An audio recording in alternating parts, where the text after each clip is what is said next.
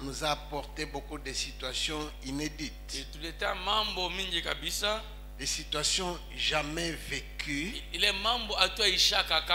mémoire de cette planète Terre. Il y a eu des fléaux. Il y a eu des épidémies comme la grippe espagnole qui a fait beaucoup de morts. Il y a eu des guerres mondiales. Mais il importe que l'Église fasse la bonne lecture de ce qui nous est arrivé en 2020. J'ai remarqué qu'il y a deux camps. Il y a des camps, le camp des alarmistes, des pusillanimes qui tremblent comme une guêpe. La Bible dit: je rendrai pusillanime le cœur de ceux d'entre vous qui survivront. Là, c'est dans un contexte de malédiction. Lorsque tu n'obéiras pas bien à la voix de l'Éternel ton Dieu, je vous frapperai de tous les fléaux, je vous chasserai même de ce pays.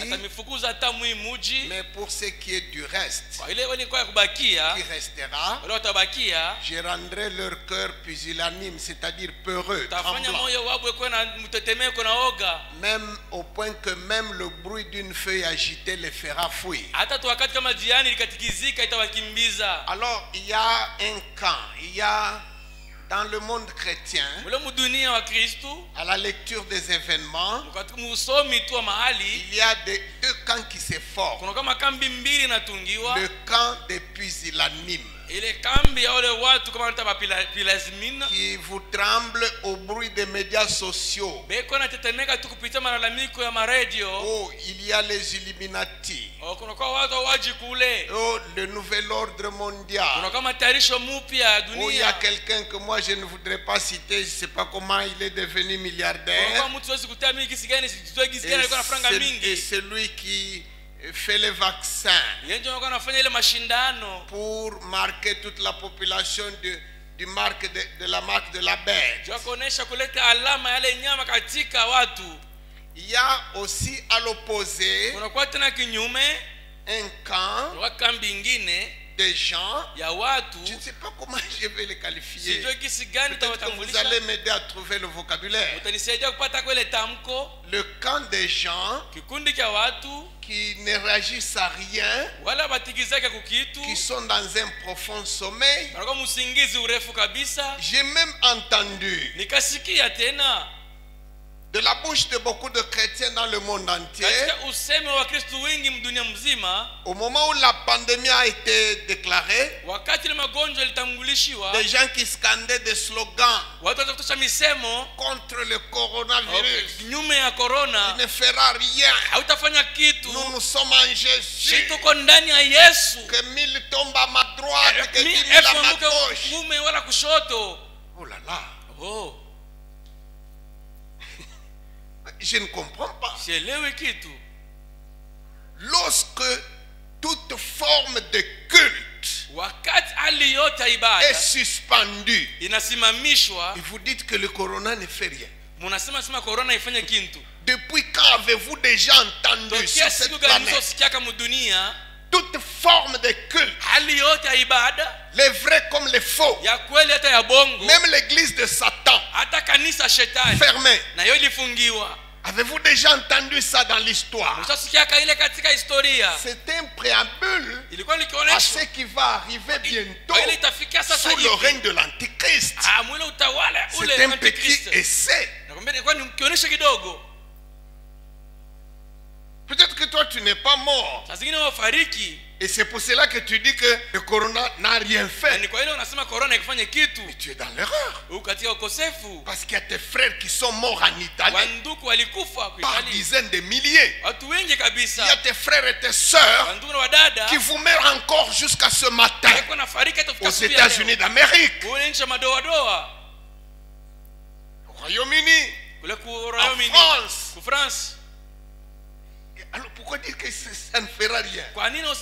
Mais ça continue de faire des dégâts. Et puis je vois que tout le monde est cagoulé là.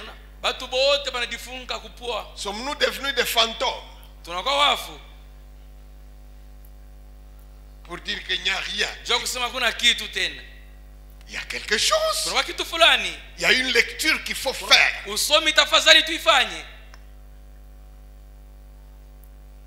Amen. Amen.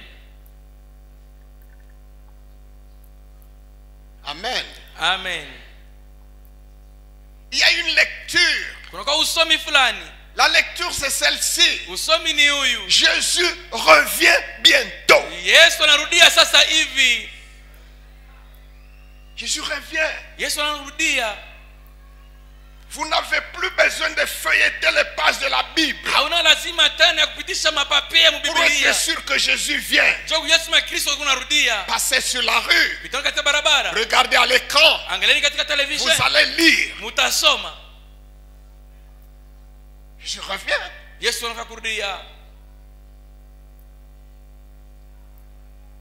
Jésus revient.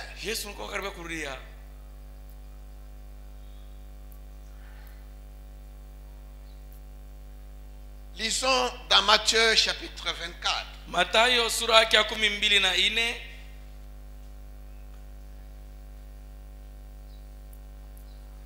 36 mstari wake wa 36 à 44. Atafika 44.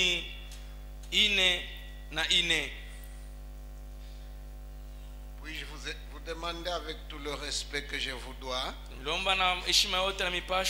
lire ensemble avec moi, nous tous à haute voix, chacun dans sa Bible. À mon signal, nous allons lire. 1, 2, 3, 4, lisons. Pour ce qui est du jour et de l'heure, personne ne le sait, ni les anges des cieux, ni le Fils, mais le Père seul. Ce qui arriva du temps de Noé arrivera de même à l'avènement du Fils de l'homme. Car dans les jours qui précédèrent le déluge, les hommes mangeaient et buvaient, se mariaient et mariaient leurs enfants, jusqu'au jour où Noé entra dans l'arche. Et ils ne se doutèrent de rien, jusqu'à ce que le déluge vint et les emporta tous. Il en sera de même à l'avènement du Fils de l'homme. Alors, des deux hommes qui seront dans un champ, l'un sera pris et l'autre laissé. De deux hommes qui monteront à la meule, l'une sera prise et l'autre laissée. Veillez donc, puisque vous ne savez pas quel jour votre Seigneur viendra.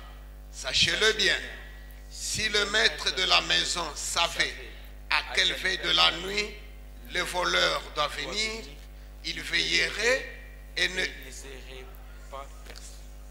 C'est pourquoi vous aussi tenez-vous prêts, car le Fils de l'homme viendra à l'heure où vous n'y penserez pas.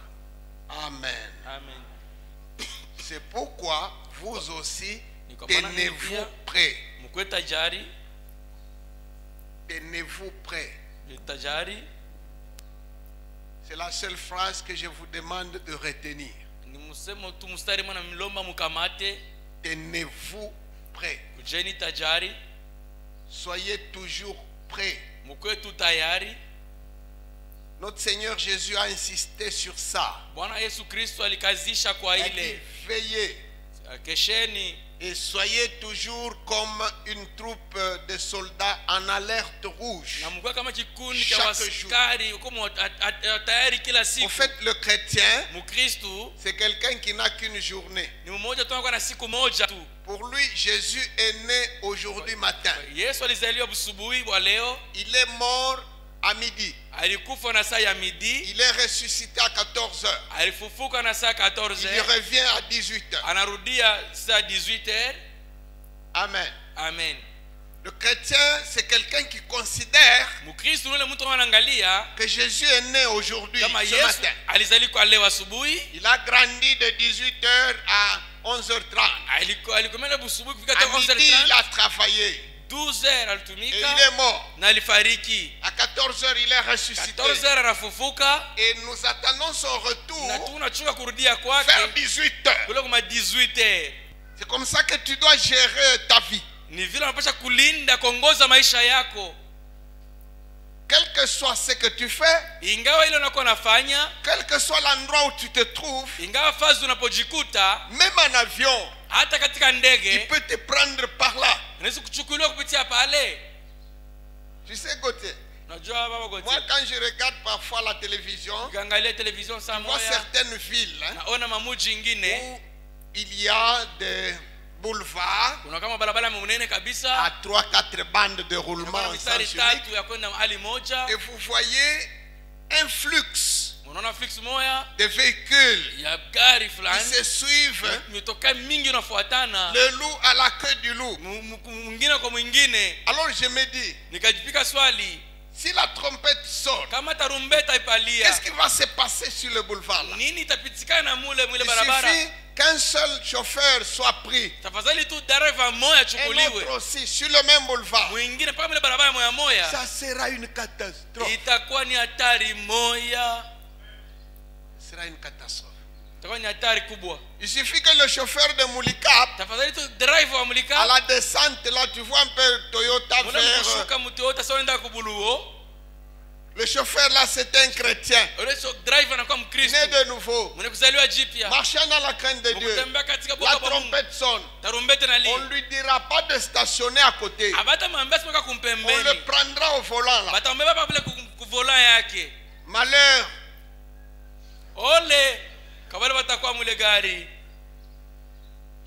Comment faire pour être toujours prêt? C'est ça la question qu'il convient de se poser. Il ne faut pas faire paniquer les gens. Oh, le nouvel ordre mondial. Oh, les Illuminati. Ça n'a rien à voir. Beaucoup de gens disent que l'Israël terrestre, c'est ça l'horloge de ce monde. Et moi je suis d'accord avec ça. Mais j'ajoute ceci. Cette horloge là a une manivelle. Et la manivelle, c'est l'église. Tant que l'église ne fait pas le moindre petit pas, Israël ne fera rien. C'est la déchéance de l'église. Ça marche vers l'apostasie finale. Il permettra même à vos Illuminati là de régner. Tant que l'église est encore effeuillée, tant que Jésus contrôle et qu'il voit que sur la terre il y a même un lumignon qui fume, il n'y aura pas de nouvel mondial. Il n'y aura pas d'Illuminati. Il n'y a personne qui a dit faisons l'homme à notre image. Aux États-Unis ou en Suisse ou en Belgique, qui peut gérer la population de la terre. Non. Je connais quelqu'un qui a dit faisons l'homme à notre image. Et qui a dit toutes les âmes sont à moi. C'est notre Dieu. C'est lui qui a le plan. C'est lui qui a le chronogramme des événements. C'est lui le maître des temps et des circonstances.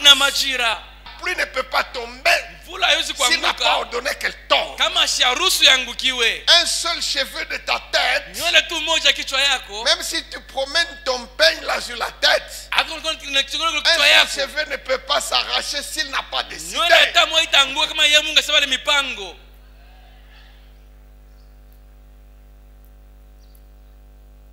Mais en voyant l'allure des événements, il est vrai Il est strictement vrai que Jésus est en route.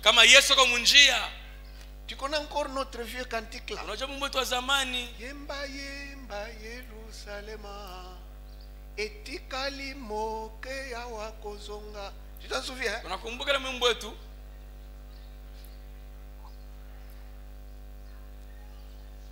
Il ne reste plus beaucoup de temps.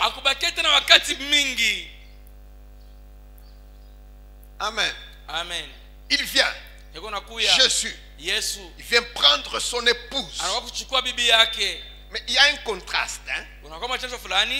Une jeune fille est fiancée à un homme de haut rang. Il se trouve en un pays lointain. Prenez, tu es fiancé au directeur de cabinet de qui est encore là-bas maintenant, Joe Biden. C'est celui-là ton fiancé. Bon. Et puis il te dit vers la fin du mois je t'envoie les passeports et le billet pour que tu me rejoignes. Est-ce en ce moment-là que tu vas chercher une terre du côté de Mivuka ou de Mukoneka pour acheter une ferme? Est-ce en ce temps-là que tu montes sur un camion pour aller ensemble pour kwenda kuuza vitoi?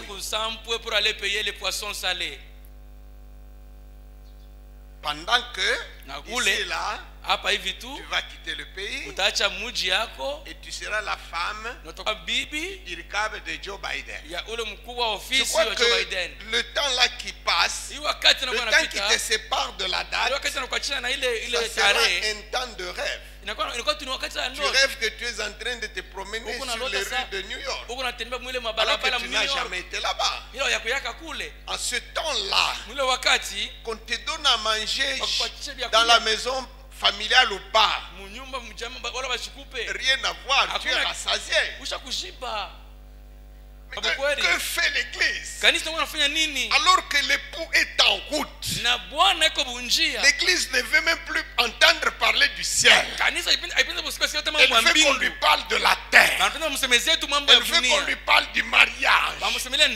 Elle veut qu'on lui parle d'aller à Dubaï, acheter des véhicules d'occasion que les païens ont utilisés et qu'ils ont jetés.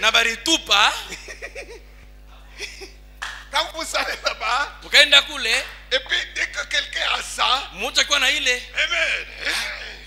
Glory to Jesus.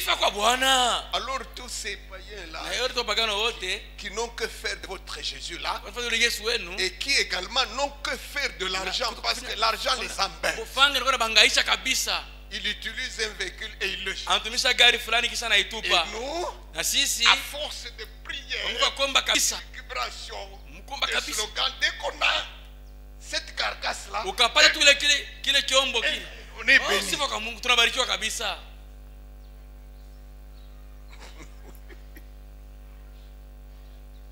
Mais alors qu'il y a mieux, il y a mieux qui nous attend. Et il y a mieux bientôt. Bientôt là. Vos véhicules là, ça va rester. Vos mariages là.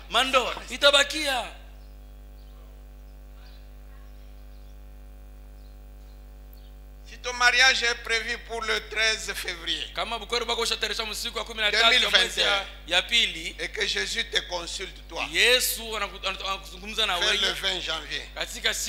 Bon, donne-moi un peu conseil. Je compte venir prendre l'église le 13 février. Mais toi tu as déjà tout fait. Funga mulango et tout, tu es déjà donné. Tu n'attends que la date. Tu vas lui donner quel conseil?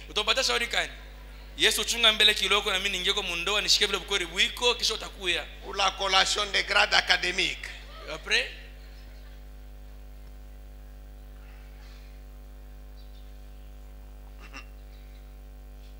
voilà la phrase que je disais. Tenez-vous prêts. Et comment faire pour être toujours prêt? 3 choses. Je vais vous donner 3 choses. Ton prof peut te dire si tu veux réussir, il faut applique-toi dans tel. Mwalimu kwanza kama utamani kuweza uko tayari kuna nguvu muhimu masomo fulani. Discipline dans ta faculté. Na katika masomo katika faculty yako unatumika. Fais tout pour passer dans telle branche. Fanya yote uweze ko hii na hii. Un chrétien c'est un élève. Mkristo anakuwa ni mwanafunzi. Mettons un peu le mot disciple là à côté parce qu'on ne le comprend pas. Kama anafutia pembeni mbele. Voici la phrase. Wanani mstari? Allez. Endeni. Faites de toutes les nations des élèves. Mufanye mataifa yote koe baptisez-les au nom du Père, du Fils et du Saint-Esprit. Nous sommes des élèves et notre prof, c'est la parole elle-même. La parité, l'agneau de Dieu. Le doyen de la fac, l'étoile brillante du matin, c'est lui-même. Nous sommes des élèves. Le jour où tu as accepté Jésus comme Seigneur Sauveur et que tu t'es fait baptiser dans l'eau, tu es entré à l'école de Jésus. Tu deviens un élève. Et dans cette école-là, il y a 3 branches principales. Lisons-les. Deutéronome chapitre 16, verset 16. Celui qui est plus rapide que moi peut lire déjà parce que je commence à courir après le... Deutéronome 16, 16.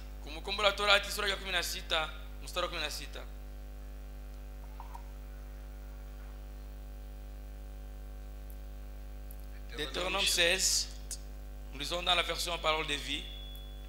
3 fois par an, tous les hommes se présenteront donc devant l'Éternel votre Dieu au lieu qu'il aura choisi. Lors de la fête de pain sans levain, de la fête de semaine et de celle des cabanes. On ne se présentera pas les mains vides devant l'Éternel. Amen.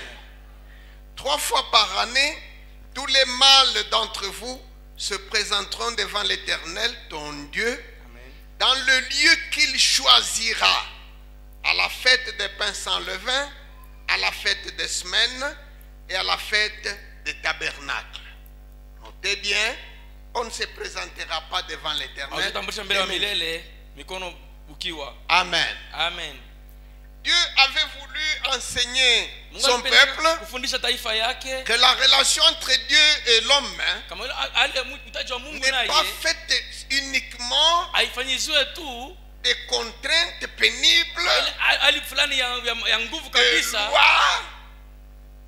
des lois pour rien. Non, non. Il voulait enseigner que ce que je vous veux, c'est le bien, c'est le bonheur, c'est la fête. C'est pourquoi il y avait beaucoup de fêtes en Israël. Mais 3 d'entre elles étaient les plus grandes et étaient obligatoires pour tout mâle de 20 à 60 ans. C'était obligatoire d'aller à ces fêtes-là. C'est pour inculquer la notion de la vie éternelle. La vie éternelle, ce n'est pas l'existence éternelle. Le fait d'exister éternellement, ce n'est pas que ça. Parce que à la résurrection, les bons comme les méchants ressusciteront. Les bons comme les méchants ne mourront plus jamais. Ils existeront éternellement. Même un féticheur, même une prostituée, un voleur, un impudique, tout le monde qui ressuscitera, il ne mourra plus. On vivra éternellement. Mais seulement la différence de ce que Jésus appelle la vie éternelle, c'est la fête éternelle, le bonheur éternel, la jeunesse éternelle, la beauté éternelle, la richesse éternelle, la joie éternelle, tout ce qui est bien, tout ce qui est beau, tout ce qui est bon, éternellement. Tandis que la seconde mort, ce sera la honte éternelle, la maladie éternelle, la soif éternelle, la faim éternelle, la douleur éternelle.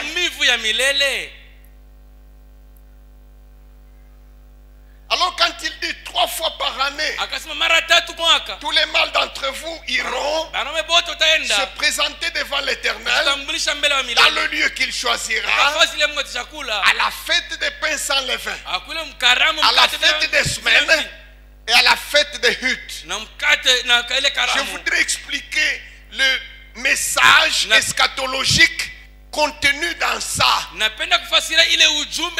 Ce passage est eschatologique. Il parle du retour de Christ. Quand il dit dans le lieu que l'Éternel ton Dieu choisira, quel est le lieu que Dieu a choisi pour être sa résidence? À l'entrée en Canaan, ils avaient établi l'arche de l'alliance à Gilgal. Ça n'a pas pris longtemps. Et puis à Gabaon, ça n'a pas pris longtemps. À Silo, on a même détruit. Plus tard, à la cité de David, à Jérusalem, le lieu que Dieu a choisi, ce n'est ni Silo, ni Jérusalem. Nous attendons une nouvelle Jérusalem. C'est ça le lieu que Dieu a choisi. Et c'est de ce lieu-là que Dieu parle, d'aller se présenter. Amen. Amen. Et il y a 3 choses qui peuvent permettre à quelqu'un d'aller y entrer. C'est pourquoi il faut être prêt avec ces 3 disciplines. La première est symbolisée par la fête des pains sans levain. Alléluia. Amen. La fête des pains sans levain, c'est quoi? C'est la fête de Pâques qui est soudée à une autre fête, fête des pains sans levain. Le 14 du mois Nissan, dans leur calendrier là, on immolait un agneau. Depuis le jour du départ d'Égypte, nous connaissons cette histoire. Cela symbolisait la mort de Christ. J'ai entendu partout dans le monde chrétien des séquelles de l'héritage de Rome. Quand vient la fête de Pâques, on parle de la résurrection.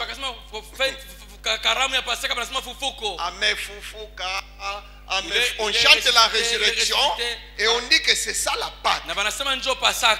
La Pâque, ce n'est pas la résurrection de Christ. La Pâque, c'est sa mort. La Bible dit dans 1 Corinthiens 5, à partir de 7, que Christ, notre Pâque, a été immolé. C'est son immolation, c'est sa mort à la croix qui a accompli notre Pâque. La résurrection de Christ existait déjà dans le symbolisme festif dans l'Ancien Testament sous forme de la fête de prémices qui tombait le dimanche suivant la Pâque. On allait présenter une gerbe de prémices au temple. C'était ça la résurrection de Christ. Et la Pâque, ce n'est pas la mort et la résurrection. Non. Christ n'est pas mort et ressuscité le même jour. Pour que cela se célèbre le même jour. Il a dit, je vous donnerai le signe du prophète Jonas. Jonas fit 3 jours Si Christ était mort et ressuscité, c'était le même jour. Il y aurait beaucoup de polémiques. Les gens allaient dire non, il n'était pas mort. Il avait seulement, vous savez, avec la médecine moderne, on dira que le cerveau émettait encore.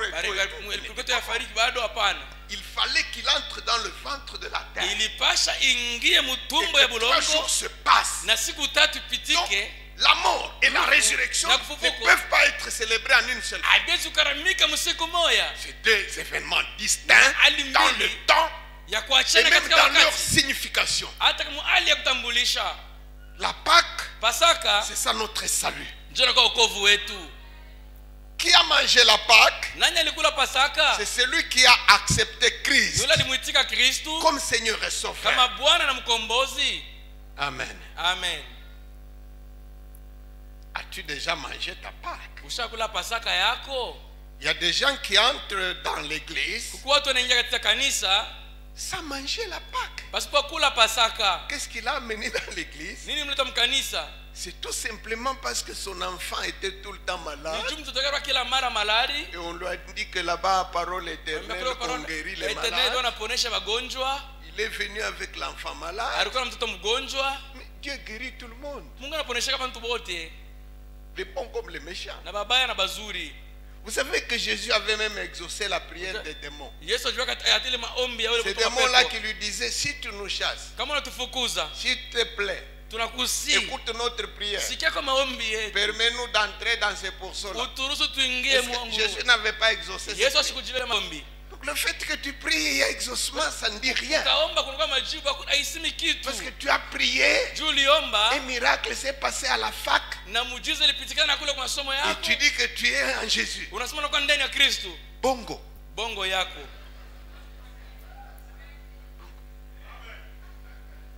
Certains me diront, n'avons-nous pas mangé et bu en ta présence? C'est des gens qui lui avaient par exemple demandé un emploi. Et un miracle s'est passé au lendemain. Mais il dira, je ne te connais pas. Non. Moi j'étais une femme stérile. Par la prière, il m'a donné des enfants. Je ne te connais pas. C'est avec le mouvement des groupes charismatiques, il y a quelqu'un qui se persuade qu'il est chrétien parce qu'il prie beaucoup. En ce temps, les païens prient plus que les chrétiens. En ce temps-ci, allez à la montagne, vous verrez. Pita pakawama utaona pa gauche. Kawama mulima wa CLP na Kampumpi. Pourquoi je dis que ce sont des païens? C'est pas moi qui dis. C'est Jésus. C'est des gens qui vont prier pour le manger et le boire, pour le mariage, pour le voyage, pour les maisons. Et Jésus dit ce sont les païens qui recherchent ces choses.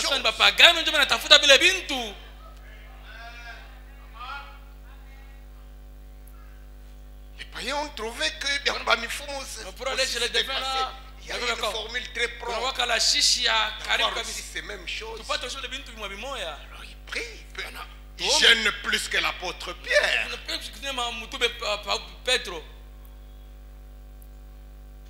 Comment savoir si tu as cru en Jésus? 4 choses. La première chose, c'est la repentance. Quelqu'un venu dans l'église tout simplement parce que son mari qui était ivrogne a cru. Son mari était un ivrogne, il a cru. Et comme ça, de fil en aiguille, elle aussi, elle vient. On n'a jamais entendu un traître mot de sa bouche sur ce péché. C'est propre péché. Je suis une pécheresse. Aucun jour. Si vous voulez parler de péché, ni baba yaka Joël. Il m'a donné des coups. C'est lui le pécheur.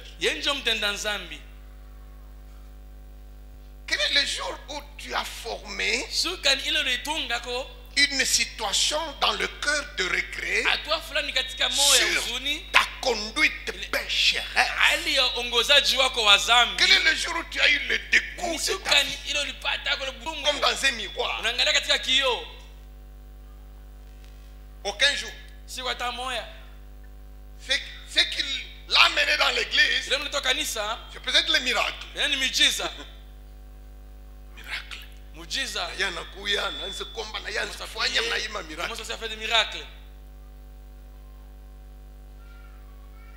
Ton nom n'est pas dans le livre de vie.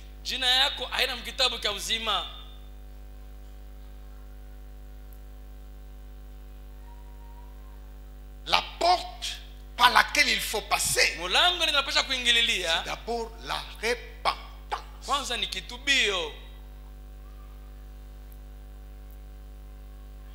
Quelqu'un qui se juge sans ménagement et qui met toute sa vie devant lui et qui regrette. Tu manges l'argent volé, tu occupes un poste quelque part, ou tu voles. Et puis tu pries même beaucoup pour qu'on te maintienne à ce poste-là, afin que tu voles davantage. Et c'est pour cela que tu es dans l'église.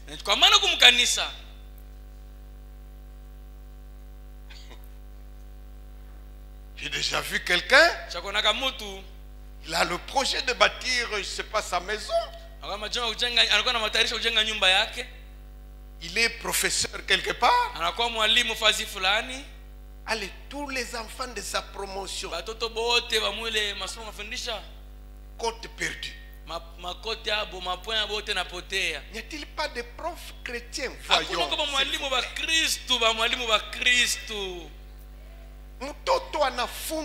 L'enfant a étudié avec beaucoup de peine.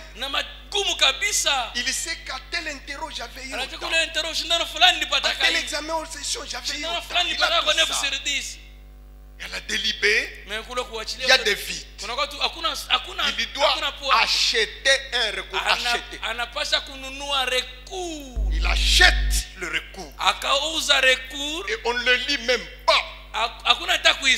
On le classe sans objet. Sans objet. Même Satan s'étonne d'une telle méchanceté. Quand il va vers Dieu, il s'étonne. Et un tel homme, il est dans l'église. Il prie.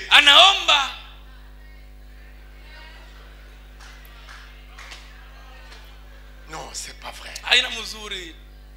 Le diable, quand il va, chaque fois il va devant Dieu pour donner rapport avec nos dossiers,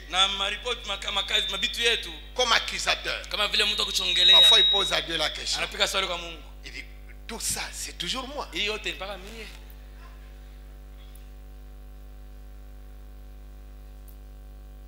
C'est pas vrai. Allez dans nos bureaux, dans les entreprises, dans la fonction publique, où sont encore passés ces irréductibles là, comme Daniel, capable non pas de démissionner, mais de mettre sa tête à prix. Quand on lui dit de faire le circuit, il y a beaucoup de chrétiens qui mentent. Non, c'est un service commandé.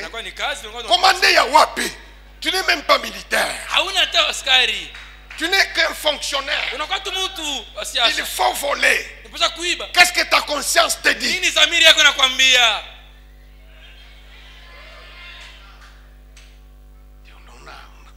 Et pour protéger son emploi, il devient un voleur qualifié. Il bâtit des maisons, il achète des voitures. On n'est pas dans le livre de vie. Ne te trompe pas. Ah, que faire? Que faire? Bon, je n'achète ni cage. Moi, ni cage. Vous n'avez pas fait.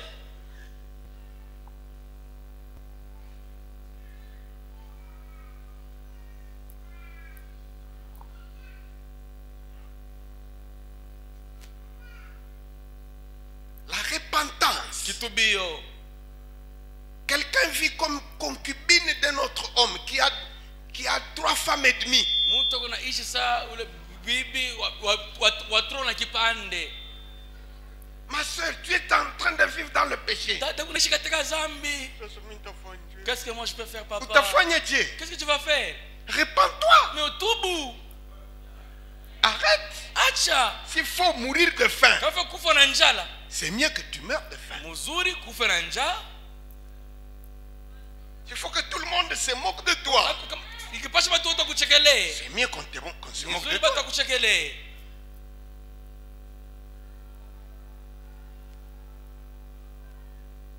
Lugha ya Chilua banasema bakuseka wapanda bakutila wabomba. Paka vile wanasema.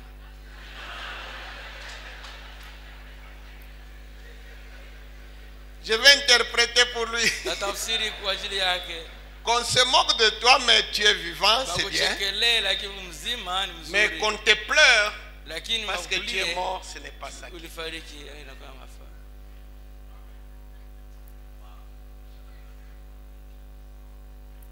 La repentance, la confession, c'est la deuxième chose. Autre chose est la repentance qui se forme du fond du cœur. Autre chose, le fait de vomir, c'est qu'on a là. Tu as commis le péché avec la petite soeur de ta femme. Ça devient lourd à confesser. C'est plus lourd que de confesser le péché ailleurs dans les hôtels. Avec ta soeur, avec ton frère, il faut prendre le courage à 2 mains et dire la chose. Vous savez, le péché, ça ne quitte pas avec le volume de prière et de jeûne. Tes larmes ne peuvent pas enlever le péché.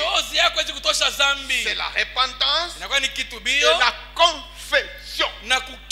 Proverbe 28:13 dit: c'est lui qui cache ses transgressions ne prospère pas, mais c'est lui qui les avoue, qui les confesse devant témoin, celui-là il obtient miséricorde.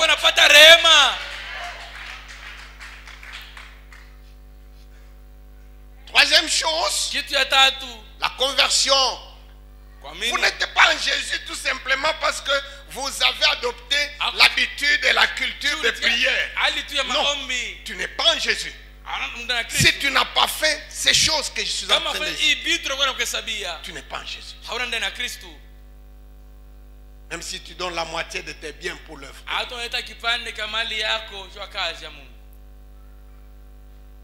La conversion. La conversion, je vais dire 2-3 petits mots. Tu vois, j'étais en train d'aller comme ça dans ce sens. La conversion d'abord c'est halte, et puis demi-tour à droite, et puis je vais dans le sens opposé. Ça veut dire quoi? Si tu avais un bien mal acquis, si tu as un objet qui t'a servi au péché, il faut l'amener. Si tu as été membre d'une équipe, d'un groupe dans lequel vous faisiez le péché, tu quittes le groupe, les amis, l'amitié prend fin. Amen. Amen. Certaines habitudes sur la télévision, sur l'écran de la télévision, tout n'est pas pour nous chrétiens. Toutes les chaînes ne sont pas pour nous. Il y a des chaînes pour tout le monde. Nous aussi nous pouvons avoir 1, 2, 3 chaînes pas tout. Il y a des chaînes qui n'ont pour autre effet que de te souiller. Il y a des chaînes qui n'ont pour autre effet que de préparer les enfants à la sorcellerie. certaines chaînes de dessins animés. C'est une formation à la sorcellerie. J'avais l'habitude de passer tout le temps devant l'écran. Tout le temps en train de chatter. Tout le temps en train d'écouter de la musique pseudo-chrétienne. Le diable nous a envahis dans notre domaine. Tout ce qui se vend sur le marché comme musique chrétienne n'est pas forcément chrétien.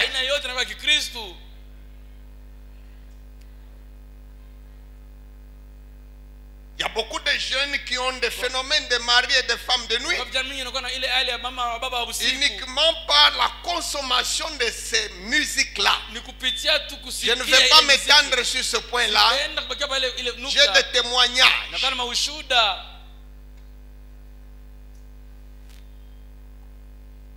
Il faut changer d'habitude. Il faut restituer les biens mal acquis.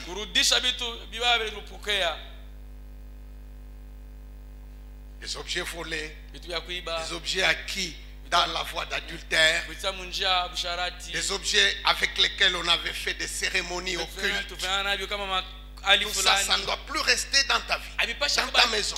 Ça ne doit plus être ton bien. Tu ne dois pas le céder à quelqu'un d'autre. Il faut l'amener à l'église, l'amener au pasteur.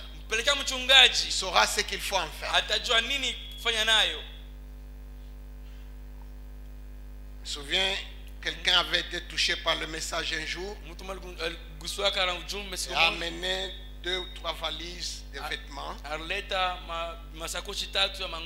J'ai même failli hésiter.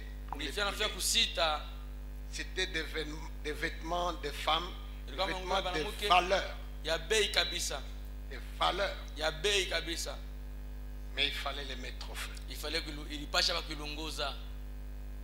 En matière d'épargne, il n'avait que des super wax, c'est le premier choix. Les autres vêtements importés, c'est des vêtements de valeur. Mais il vivait une vie de concubinage. L'esprit l'a convaincu que ça ne mérite pas d'être sur mon corps, qui est le temple du Saint-Esprit. Nous avons brûlé ça avec elle et elle n'avait plus rien à porter. Plus rien. Vous savez, quand vous devez quitter, c'est une décision brutale. Quand on quittait l'Égypte, ce jour-là, le bâton à la main, les sandales aux pieds, en position de départ, là, on ne compose avec personne. C'est ma décision. Dernière chose, le baptême d'eau.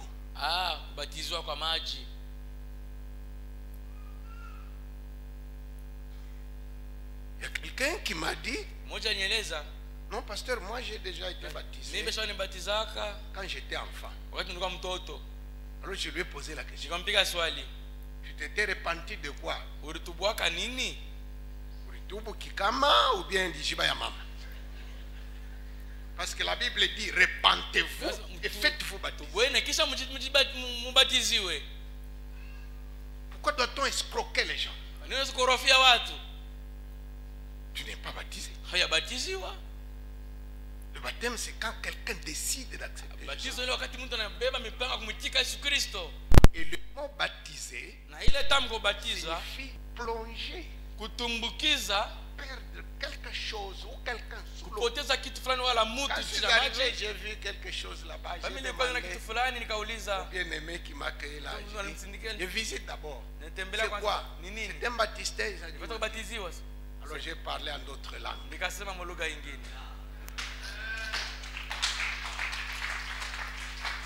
Marc chapitre 16, verset 16, dit ceci: lui qui croira et qui sera baptisé sera sauvé.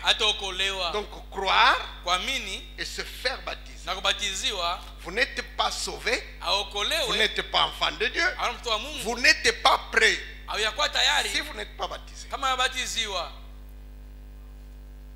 Et même le baptême par immersion, comme on le dit. Quand on dit baptême par immersion, c'est une tautologie. Parce que baptiser, c'est immerger déjà. Ok, parlons comme parle tout le monde. Même le baptême par immersion, ça dépend de la doctrine dans laquelle tu as été baptisé.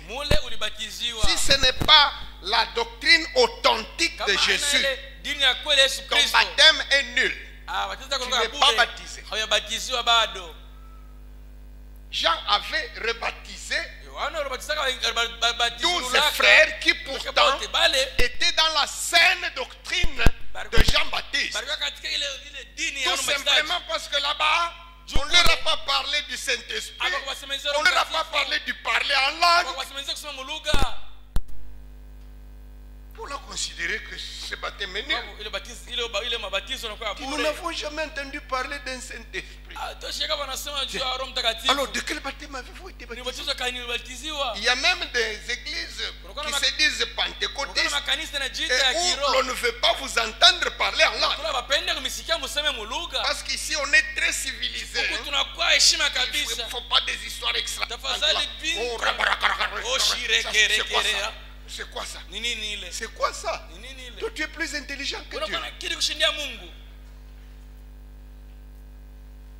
Dis non, notre Dieu est un Dieu d'ordre. Oui, l'ordre de Dieu, c'est dans cette histoire-là. L'ordre de Dieu.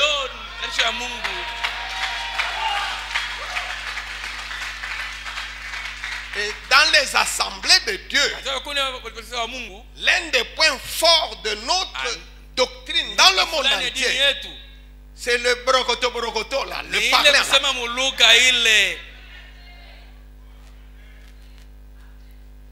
Tu ne deviens pas pasteur si je ne t'ai pas entendu parler en langue. Et même quand nous allons plus loin, j'avais fait ça un moment avec la chorale. Tu n'es pas membre de la chorale si tu n'es pas baptisé dans le Saint-Esprit avec le signe du parler en langue. Ikiwa protocole, ikiwa intercession, ikiwa diaconat, ikiwa kupika dans tous les départements.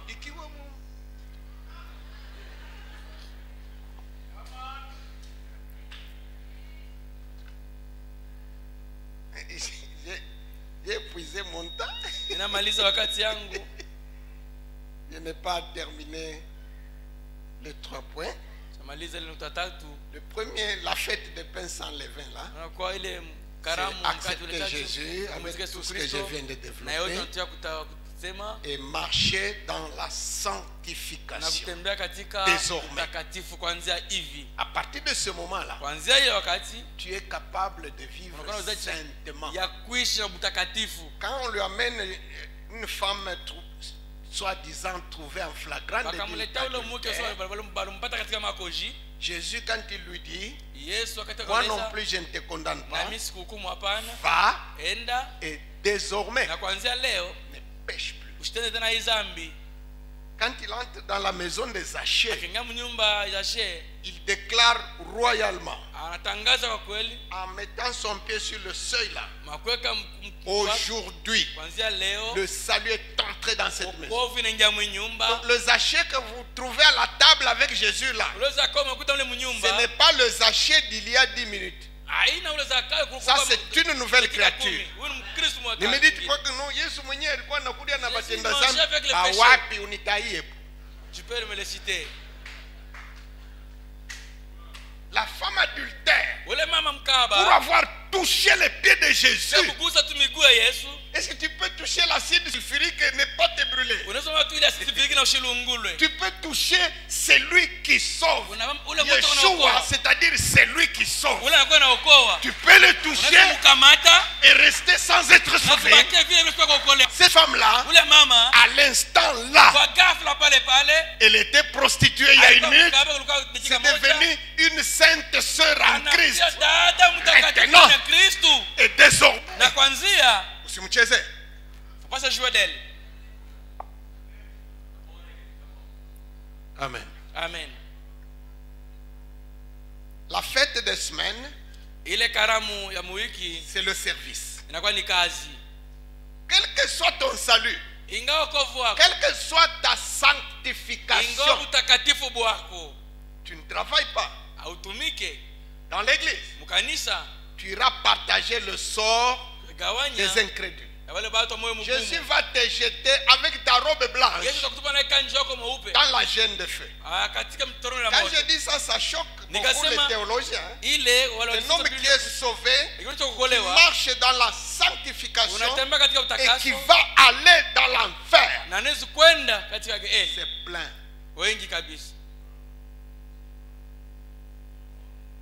Jean chapitre 15. Je réfléchis, c'est pour mon ami Gauthier. Théologien. Jean chapitre 15. Que dit Jésus? Moi, je suis le vrai cep. Et vous, vous êtes le sarment. Tout sarment qui est où? Qui est en moi. Et qui ne fait pas quoi? Qui ne produit pas de fruits. On va faire quoi? On va le couper.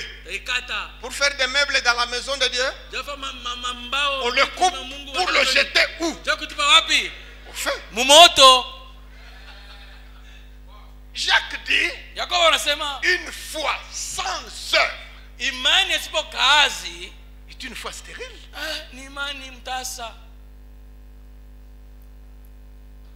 Ces trois fêtes, c'est ça Matthieu 25. Il y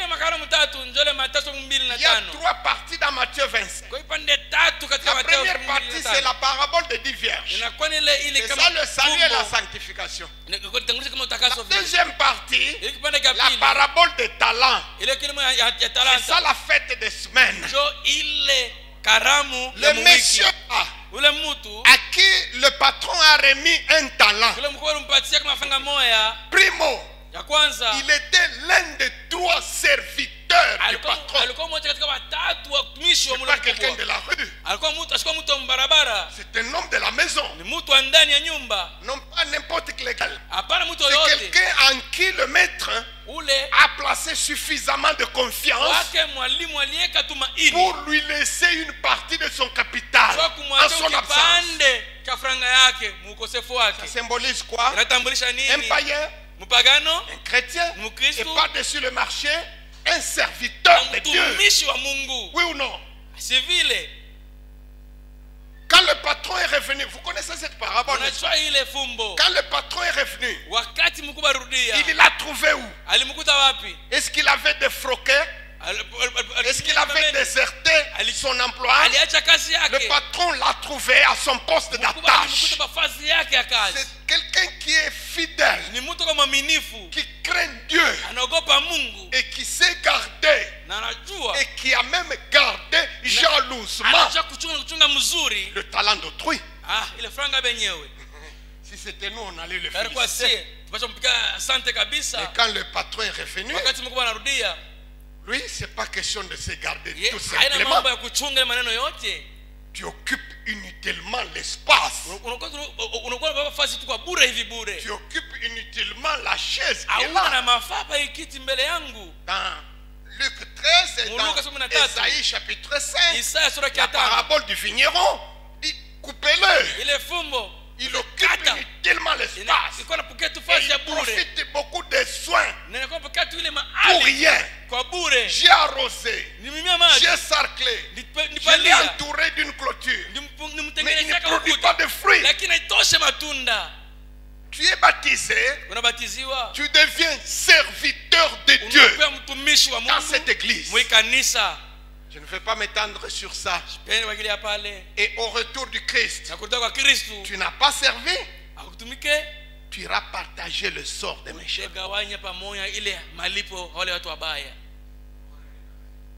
Dernière chose, les bonnes œuvres.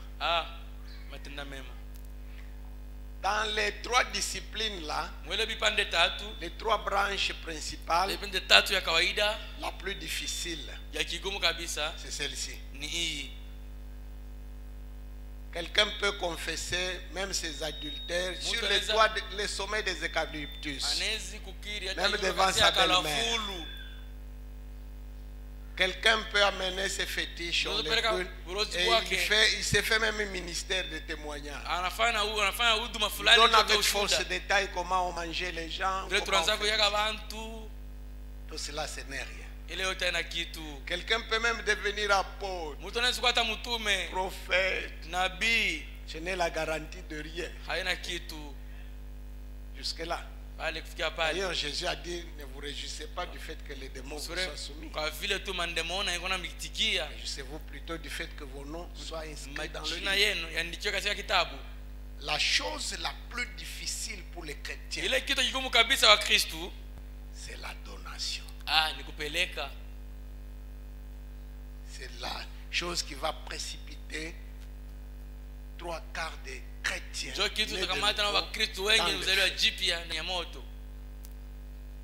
Amen. Amen. Nous avons frôlé la mort. L'économie du monde entier a été paralysée. Les églises fermées. Qu'avez-vous fait le dimanche 16 août? Parce que le confinement a été levé le samedi 15. Le dimanche 16 là. Quelle est l'offrande d'action de grâce que tu as donnée? Tu as donné combien? Quelqu'un ne sait même pas que une action de grâce, ça se donne en offrande. Si c'était Noé, après le confinement de 40 jours, vous connaissez son confinement là? À peine il ouvre la porte de l'arche, geste numéro 1, bâtir un hôtel. Et il prend dans son capital ce qui a été préservé pour recommencer la vie. Écoutez, s'il a pris un bœuf, la femelle est restée, donc il a sacrifié la race bovine. S'il a pris un coq, la poule est restée, donc il a sacrifié la volaille. Consentir un sacrifice pour remercier Dieu. 2020 se termine. Toute l'église doit présenter une offrande conséquente d'action de grâce. Ce n'est pas démocratique. Ce n'est pas à prendre ou à laisser. Chaque membre de l'église, comme aujourd'hui par exemple, avec une enveloppe. Ailleurs, le 1er janvier, vous ne pouvez pas passer de 2020 à 2021 comme ça. Et vous déclarez 2021. C'est comme ça qu'on marche avec Dieu. Dieu ne marche pas avec des gens comme ça. Dieu marche avec des gens qui l'adorent. C'est-à-dire qui lui donnent des offrandes, des actions de grâce, des dîmes. Quand je parle, je ne sais pas ce qui s'est déjà fait ici, ou ce qui est déjà au programme. Si c'est déjà au programme, Dieu soit loué. Si ce n'est pas au programme, en tant que frère, en tant que votre frère, je vous supplie qu'il y ait le programme au plus tard dimanche prochain. Chaque membre de cette église avec une enveloppe. Hapana hii tunaweka mule. Non, pas ce qu'on vient de placer dans le panier. Unanisikia? M'avez entendu? Ça fait mal? Inauma. Unaisha masomo. Vous avez terminé les études. Et puis très vite là, tu trouves un emploi. Unapata kazi kwa haraka. On va te payer combien? Non, on a dit on commence avec $600. Et les $600 là, tu n'as pas encore eu ça. Tu as déjà acheté pris une Android à crédit. Cet argent n'est pas à toi. Le premier salaire, ce n'est pas pour toi. Le premier mois de travail, c'est ton dernier mois de chômage. Ce salaire-là tout entier Ce sont les prémices.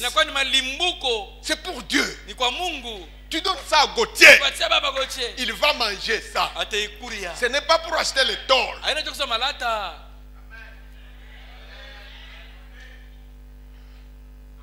Et puis vous trouvez des gens en train de prier que Dieu marche avec moi dans le... Dieu ne marche pas dans ce travail. Tu as mal commencé ta vie professionnelle.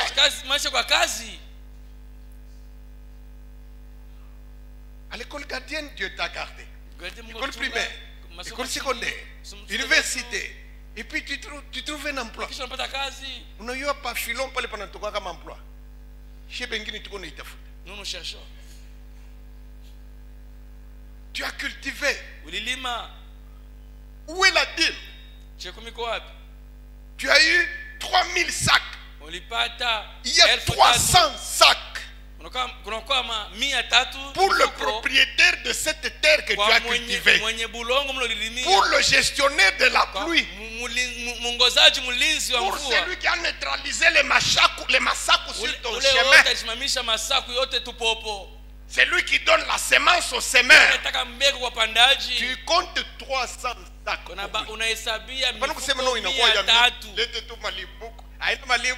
Ce n'est pas les prémices. C'est la dîme. Et puis après ça, une quantité forfaitaire pour les pauvres. Pour les pauvres. Même dans ton salaire. Chaque fois que tu as payé la dîme, il faut soustraire un montant pour les pauvres. Chaque mois.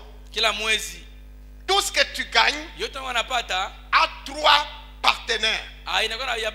Même si tu as sué eau et sang, il y a 3 associés. Le premier, c'est Dieu. Le deuxième, c'est toi. Le troisième, c'est le pauvre. Ce sont les 3 qui doivent partager ton revenu. Si tu fais ça, tu n'as pas besoin d'invoquer Dieu. Il t'accompagne. En 2021, il t'accompagne. Il y a beaucoup de prédictions qui disent que après le corona, il y aura un fléau plus grave que celui-ci. Après certains prophètes. Mais il va te faire passer dans ça. Nous allons passer à la prière. Je suis même entré dans le temps d'autrui. Vous allez me pardonner pour ça?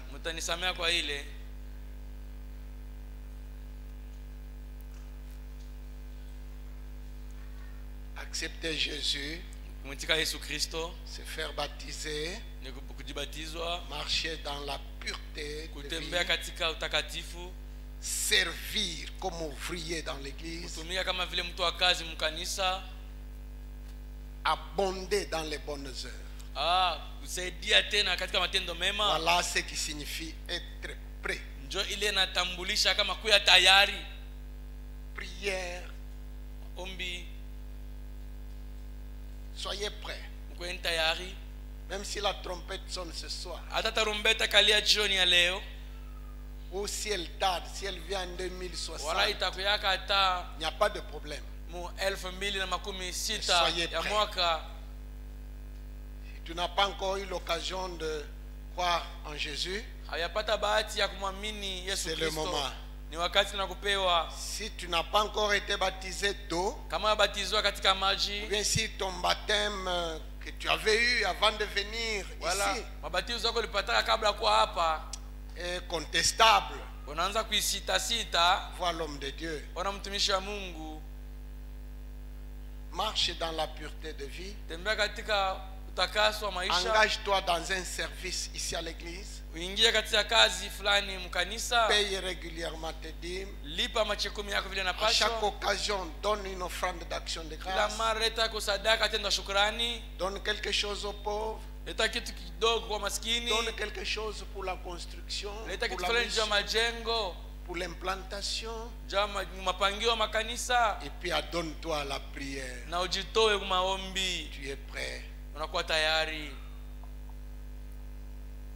Nous allons remercier notre Dieu. Prions.